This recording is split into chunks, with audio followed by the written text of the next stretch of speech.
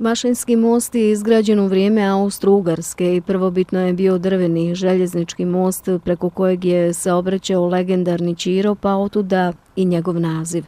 Ukidanjem željezničkog saobraćaja u Sanskom mostu od sredinom 70. godina pružna trasa je pretvorena u saobraćajnicu.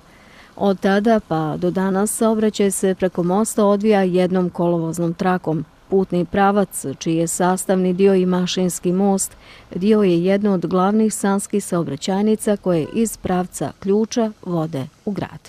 U datom momentu je mogu žila kuka, taj moment rešio na tom mostu.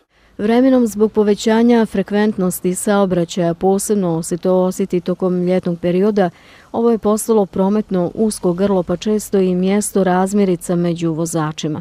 Iako saobraćajni znakovi definišu pravo prvenstva prolaza, često se događa da se dva vozila susretnu na sredini mosta, a tvrdoglavi vozači posvađaju oko prava prvenstva prolaza. U policiji kažu kako je nerijetko dolazilo i do fizičkih incidenata među vozačima.